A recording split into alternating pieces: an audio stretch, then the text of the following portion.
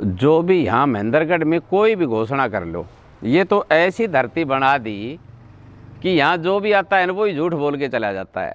जाते हैं विधानसभा में, समधी राजा रावदान सिंह जी विधानसभा में मुद्दा उठाते हैं कि हमारा ये रोड नहीं बना। 10 साल तक रावदान सिंह जी के पास पूरी पावर थी, फुल पावर, 10 साल कंटिन्यू। तब भी हरियाणा रोडवेज, और उसके बाद में हरियाणा रोडवेज बंद हो गई थी। आज उनके आदमी है ना वीडियो छोड़ते हैं, देखो रावदान सिंह जी ने मुद्दा उठाया।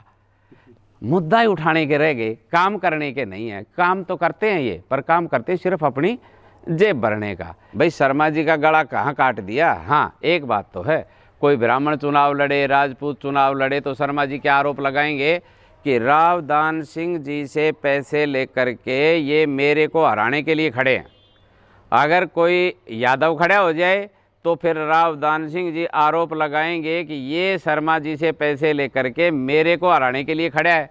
पैसे इन दोनों के पास ही हैं, बाकी किसी के पास पैसे नहीं है। क्यों? खरीदार भी ये दो ही हैं। भाई शर्मा जी की एज हो गई, बुजुर्ग हो गई, मनचाही बात मुंह से बोल देते हैं, उनको पता नहीं बोल क्या रहा है।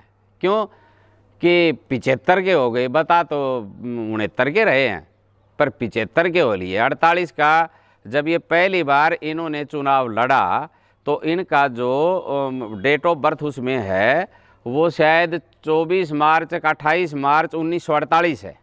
ठीक है, हो तो 75 के रहे। मेरा भाई भी साथ पढ़ता था इनके, एक तीसरा भाई और भी था, 32-33 हज़ार वोट ले गया।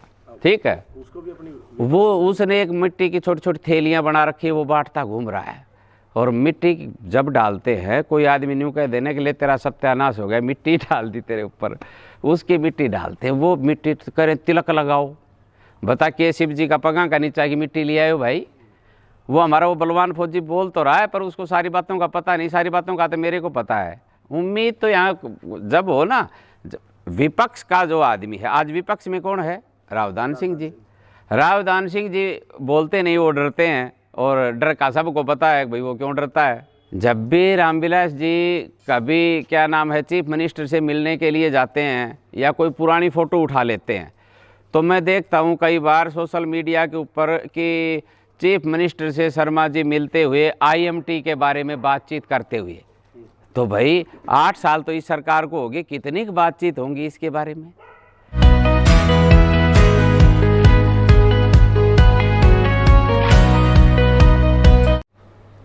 देखो इसमें क्या है कि जो हमारा यहाँ का नेतृत्व, जिन आदमियों ने 40-45 साल से जिन्होंने नेतृत्व किया है, ये सारी कमी उनकी है। पीछे हुड्डा साहब की सरकार थी तो रावदान सिंह जी ने IMT की घोषणा करवाई थी।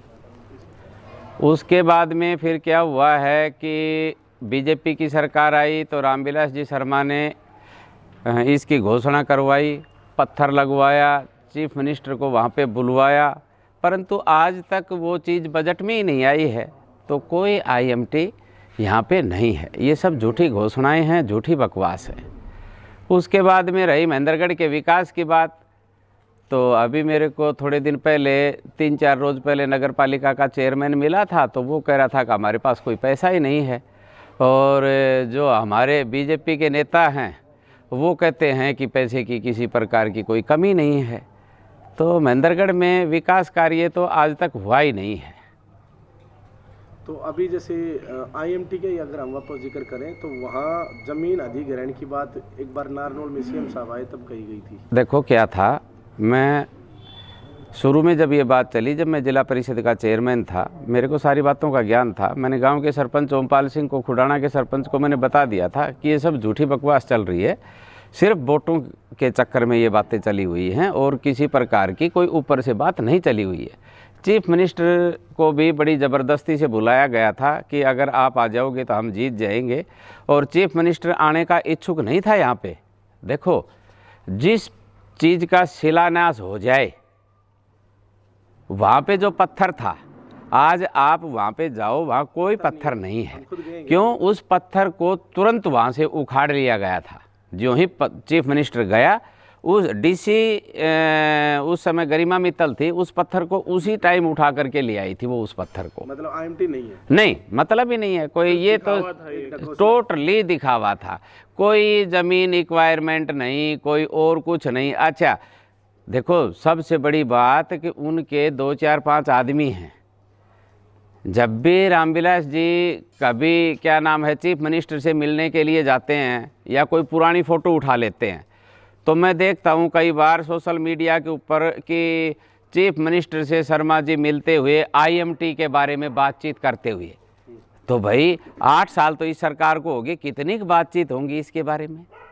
ये पब्लिक है, टोटली जानती है। ठीक है, 5 टर्म हो गए रामविलास जी शर्मा के, 4 टर्म हो गए रावदान सिंह जी के। मैं आज सुन रहा था, देखो सबसे बड़ी विडंबना क्या है? सबसे बड़ी विडंबना ये है, मैं आज सुन रहा था कि रावदान सिंह जी से पूछा गया बजट के बारे में कि बजट सरकार ने अच्छा पेश किया या बेकार। आप उसकी पूरी बाइट सुनो। मैं लगाई हमने हाँ, उसमें अगर न तो सरकार का कोई खिलाफत कर रहे, ना सरकार का पक्ष कर रहे, गोड़ मोड़ बातें। क्यों डरते हैं? मेरे एक बात समझ में नहीं आई। अगर डरते हैं तो फिर प्रतिनिधित्व क्यों करते हैं? फिर चुनाव लड़ने की ज़रूरत क्या है? न कोई आईएमटी के बारे में बोलना, न शहर के विकास के बारे में बोलना। रही बात ये, मैंने और दिन देखा एक भाई यहाँ पे नारियल तोड़ गया। कौन सी जगह? ये अपने माजरा चुंगी पे, कि भाई ये कैंची से लेकर के सेलंग तक रोड बनेगा। उसके पास कोई डेजिग्नेशन नहीं, पंच भी वो आज तक बना नहीं। उसके पास क्या अथॉरिटी थी आगे जो वो नारियल को तोड़ दे, वो घोषणा कर दे? क्या अथॉरिटी है उसके पास? बीजेपी के अंदर जो आदमी है, इसका मतलब वो ही कहीं न कहीं नारियल तोड़ दे। उनके पिताजी ने तोड़ दिया 2-3 जगह, कॉलेज के पास तोड़ दिया, वहाँ कुछ नहीं हुआ। फिर ये फाटक के पास तोड़ गए, वहाँ कुछ नहीं हुआ। जहाँ भी नारियल तोड़ते हैं वहाँ कोई होनी जानी नहीं है। तो मेरे एक बात समझ नहीं आ रही कि भाई ये जहाँ नारियल तोड़ते हैं और सरकार वहाँ पे काम नहीं करने देती, तो फिर ये नारियल क्यों तोड़ते हैं? किस लिए तोड़ रहे हैं? अब गौतम शर्मा ने जो नारियल तोड़ा, उसको खुद को सोचना चाहिए था कि भाई आप किस आधार पे नारियल तोड़ने के लिए जा रहे हो? आपके पास क्या डेजिग्नेशन है? कोई पंच है, सरपंच है, ब्लॉक समिति मेंबर है, ब्लॉक समिति का चेयरमैन है, जिला परिषद का मेंबर है, जिला परिषद का चेयरमैन है, या फिर एमएलए है, कोई मिनिस्टर है, क्या है? किस आधार पे नारियल तोड़ रहे हैं? लोग इन सब बातों को लोग समझते हैं। जी। अच्छा, एक किसान स्कूल नांगली शुरू हुई, एक बड़ी मांग भी थी, फिर घोषणा भी हुई, लेकिन आज तक उसकी नींव भी नहीं रखी गई। किसानों के खिलाफ है सरकार। मैं देख करके आया था, वो क्या नाम है, खंडर हो रहा है। इतनी अच्छी जगह है, ठीक है, वो खंडर हो रहा है, सरकार उसकी तरफ कोई ध्यान नहीं देती। हमारे यहाँ जो ये कॉलेज के अंदर आप देख लो क्या हालात हो रही है। नहरों को पक्का करवा दिया गया है, जैसे नीचे से उनकी जो सतह है उसको पक्का करवा दिया गया है। इनका कहना है कि पानी हमने गांव-गांव पहुंचा दिया, लेकिन क्या इससे भूजल स्तर जो है और नीचे नहीं चला जाएगा?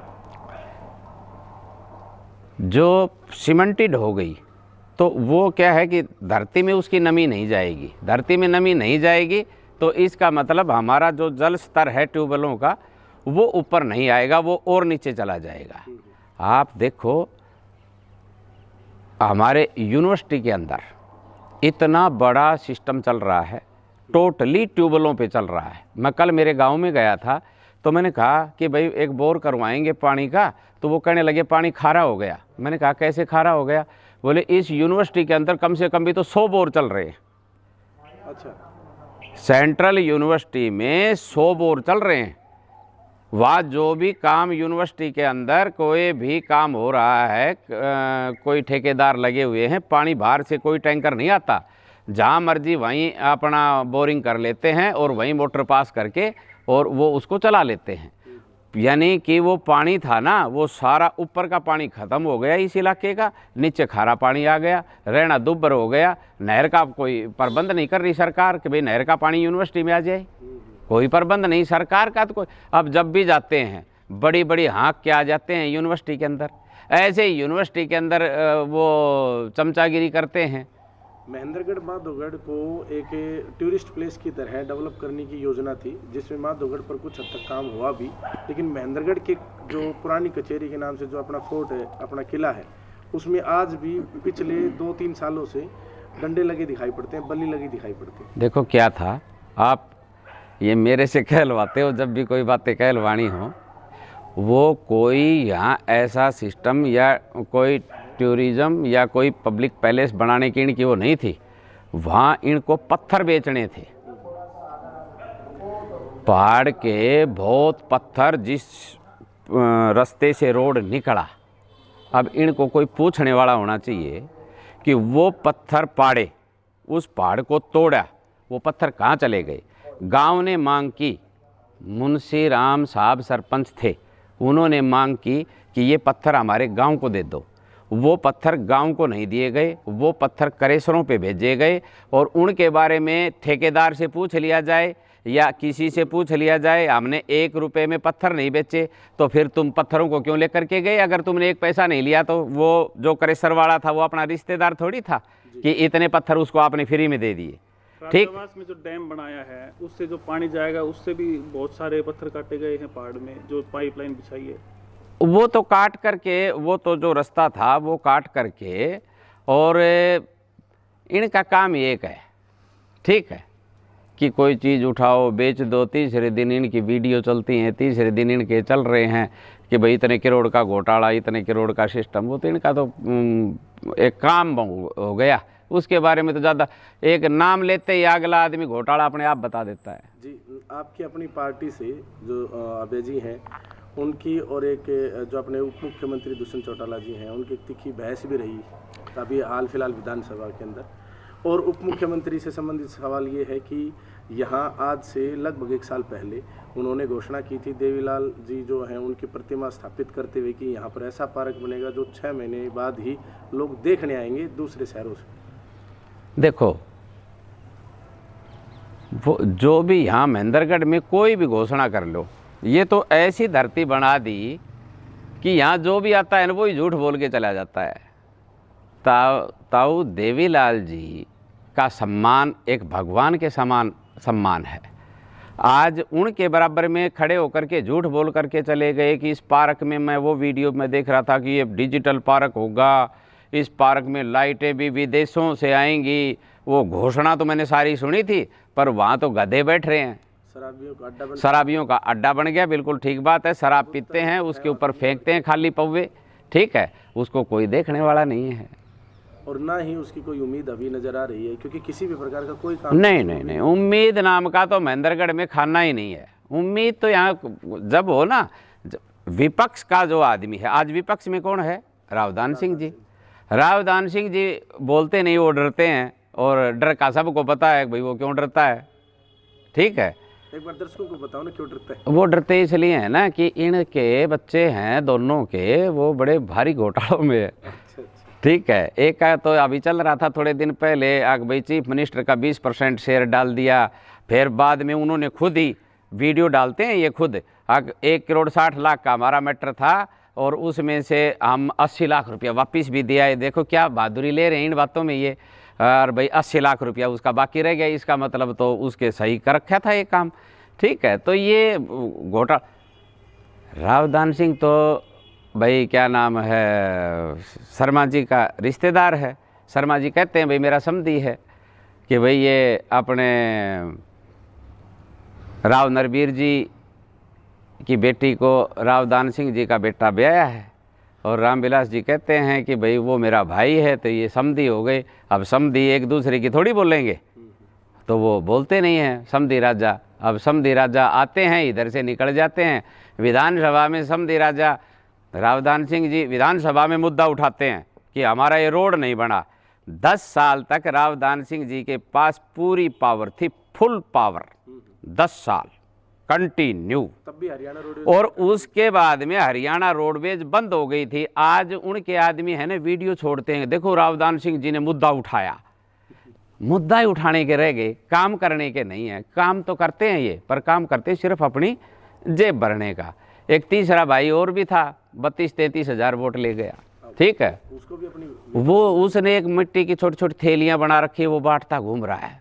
और मिट्टी जब डालते हैं, कोई आदमी न्यू कह देने के लिए तेरा सत्यानाश हो गया, मिट्टी डाल दी तेरे ऊपर, उसकी मिट्टी डालते हैं। वो मिट्टी करें तिलक लगाओ, बता के शिव जी का पगा का नीचा की मिट्टी ले आयो भाई, है करे तिलक लगाओ, ठीक है। अरे ट्रस्ट में जितना पैसा इकट्ठा किया था, कहाँ वो पैसा?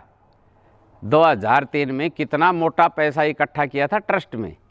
वो हमारा वो बलवान फौजी बोल तो रहा है, पर उसको सारी बातों का पता नहीं। सारी बातों का तो मेरे को पता है, ठीक है भाई। वो ट्रस्ट में 2003 में हमने भी दिया था उसमें। अच्छा,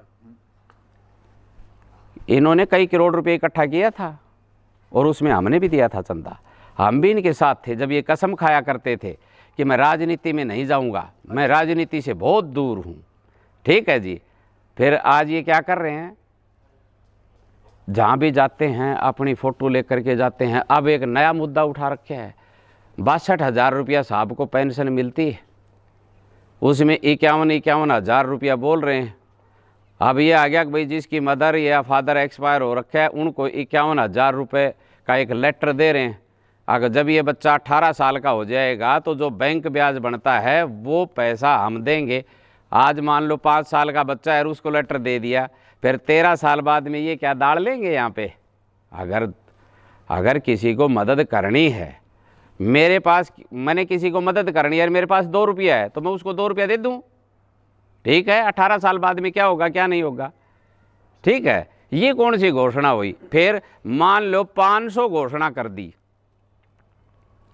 और पेंशन मिला 62,000। हर महीने एक आदमी को सुलटाएंगे तो 500 महीने बाद में एक भाई का 500 महीने बाद में नंबर आएगा। ये सिर्फ बेवकूफ़ बनाने की बातें हैं। मुद्दा नहीं उठा, मुद्दा उठाते तो हमारे वो खोखे वाले जो खोखे तोड़े थे आए थे क्या ये? और फिर विकास करना था तो फिर जब इनकी सरकार थी, फादर साहब मिनिस्टर थे, खुद यहाँ SDM थे, फिर किया कोई विकास? लगाया कोई पत्थर विकास का? आज कहते हैं कि भाई मैं तो मेट्रो ले आऊँगा यहाँ पे, और लोग ताली बजा देते हैं, ठीक है। बस नहीं ले आ सकता, मेट्रो की बात करता है, झूठ बोलने में। अब पीछे मैंने एक देखी, बोले भाई कई आदमियों ने मेरे बारे में कहा कि भाई आपके ऊपर, किसी पत्रकार ने कहा होगा कि आपके ऊपर आरोप लगा रहे हैं, तो उन्होंने कहा कि भाई मैं कीचड़ में पत्थर नहीं मारता। मैं कह रहा हूँ ना, पत्थर क्यों भाई, ईंट मार, बता तो सही हमारे बारे में, बताओ तो सही। मैं जिला परिषद का 5 साल चेयरमैन रहा हूँ, एक कोई उंगली तो उठाए, और कोई उठाए उसका मैं जवाब दूंगा। ये भाई बता दे आज तक एक भी फैसला अगर ट्रस्ट की पर्ची कटे बगैर हुआ हो तो बता दे। अच्छा, आगे बढ़े अगर हम, तो जनता पर आरोप लग जाता है अपने आप में आजकल कि पिछले 45 सालों से 2 ही लोगों को मतलब जिताया जा रहा है। तीसरे का भी नाम अभी जैसे आपने बता ही दिया, उनके कार्य जो है उनके बारे में जिक्र किया। विशेष बात है कि जनता आखिर क्या करे, क्योंकि जनता को तो राजनीति से कम और काम या विकास से ज़्यादा लेना देना है। देखो जनता को क्या करना है? यहाँ क्या है मैं बताता हूँ, ओरिजिनल बात। जी, यहाँ चुनाव, ये जो राजनेता होते हैं ना, ये जातियों में बांट देते हैं, धर्म में बांट देते हैं। जैसे बीजेपी है वो हर चुनाव को धर्म में बांट देती है, ठीक है। हमारे देश में मुस्लिम नॉन मुस्लिम, हरियाणा में आएंगे जाट नॉन जाट, अहिरवाल में आएंगे अहिर नॉन अहिर। रावदान सिंह जी क्या कर रहे हैं ऐसा?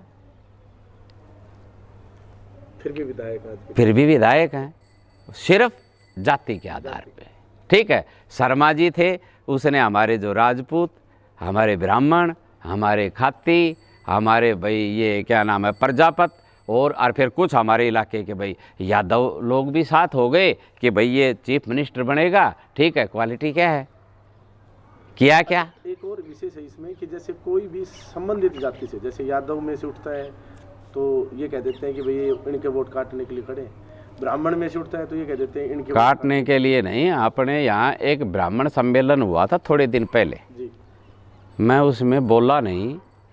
मैंने भाई शर्मा जी की एज हो गई, बुजुर्ग हो गई, मनचाही बात मुंह से बोल देते हैं, उनको पता नहीं बोल क्या रहा है। क्यों कि 75 के हो गए, बता तो 69 के रहे हैं, पर 75 के हो लिए। 48 का जब ये पहली बार इन्होंने चुनाव लड़ा तो इनका जो डेट ऑफ बर्थ उसमें है वो शायद 24 मार्च का 28 मार्च 1948 है। ठीक है, वो तो 75 के रहे। मेरा भाई भी साथ पढ़ता था इनके माधवगढ़ में।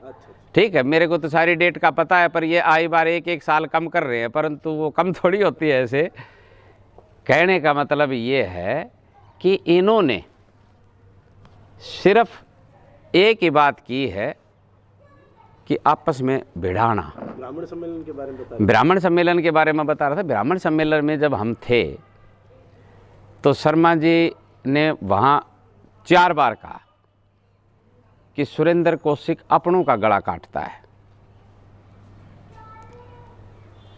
ब्राह्मण कोई दूसरा चुनाव नहीं लड़ सकता, कोई भी लड़ सकते हैं, संवैधानिक अधिकार है। कोई और गलत तो काम किया नहीं हमने।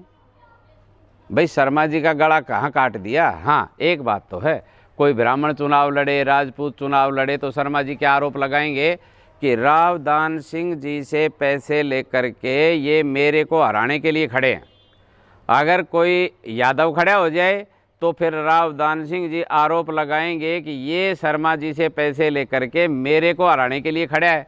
पैसे इन दोनों के पास ही हैं, बाकी किसी के पास पैसे नहीं है। क्यों? खरीदार भी ये 2 ही हैं। ठीक है, और इन दोनों के बारे में दुनिया जान रही है कि भाई ये क्या क्या खरीद रहे हैं, इनके पास क्या क्या है, कितने घोटाले हैं, इनकी वीडियो चली रही हैं। यहाँ के अगर लोकल नेताओं की बात करें, क्षेत्रीय नेताओं की बात करें तो ठीक है, राजनीति अलग लेवल की चल रही है यहाँ पे, लेकिन अहिरवाल क्षेत्र के अंदर और भी बहुत से बड़े बड़े नेता हैं। सबसे जो चर्चित नेता की अगर बात करें अहिरवाल के फेवर के बारे में जिनकी बातें रहती हैं वो राव इंद्रजीत जी हैं। राव इंद्रजीत के होने के बावजूद, जो केंद्रीय मंत्री भी हैं, उनके बावजूद महेंद्रगढ़ जो अहिरवाल का ही अपने आप में एक क्षेत्र है, यहाँ पर विकास की छड़ी क्यों नहीं लग रही? देखो क्या है, मैं एक बात में तो राव इंद्रजीत जी की प्रशंसा करूंगा कि वो बेदाग नेता है। कोई भ्रष्टाचार उनके ऊपर आज तक 1 रुपए का कई या कोई करोड़ का कहीं भी उनके ऊपर दाग नहीं है। दूसरी बात यह है कि मैं 49 साल का हो गया, मैंने कहीं उनका पत्थर भी नहीं देखा है कि भाई विकास कार्य के लिए ये उनका पत्थर है। हमारे सतनाड़ी से लेकर के और गुड़गांव तक ये अहिरवाल क्षेत्र है। अगर गुड़गांव की आज कोई देन है, जो गुड़गांव जिस मुकाम पे पहुंचा है, वो देन है चौधरी ओम प्रकाश चौटाला की।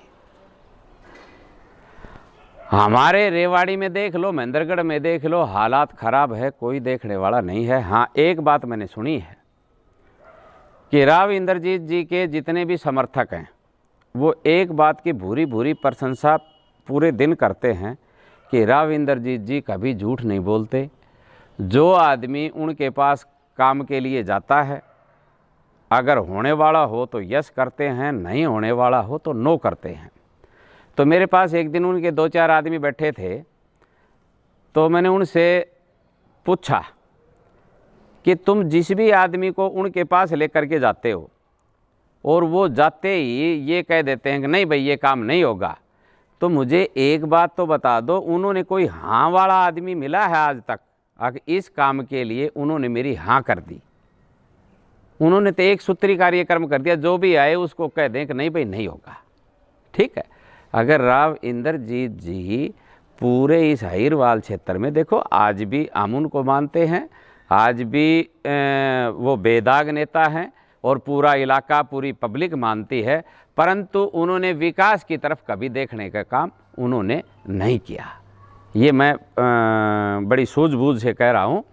अगर विकास कार्य के लिए वो कर, हमारे यहाँ पे संतोष यादव को HPSC का मेंबर बनाया, चौधरी ओम प्रकाश चौटाला ने बनाया। हमारे यहाँ पे सुरेश पटीकरा को HPSC का मेंबर बनाया, चौधरी ओम प्रकाश चौटाला ने बनाया। राव मान सिंह को चेयरमैन बनाया, चौधरी ओम प्रकाश चौटाला ने बनाया। राव मान सिंह को राज्यसभा का सदस्य बनाया तो चौधरी ओम प्रकाश चौटाला ने बनाया। सतबीर बडेसरा को HPSC का मेंबर बनाया तो चौधरी ओम प्रकाश चौटाला ने बनाया। राव लक्ष्मी नारायण को मंत्री बनाया, चौधरी देवीलाल जी ने बनाया। राव बहादुर सिंह को MLA नांगल चौधरी से ले जा कर के बनाया तो चौधरी ओम प्रकाश चौटाला ने बनाया।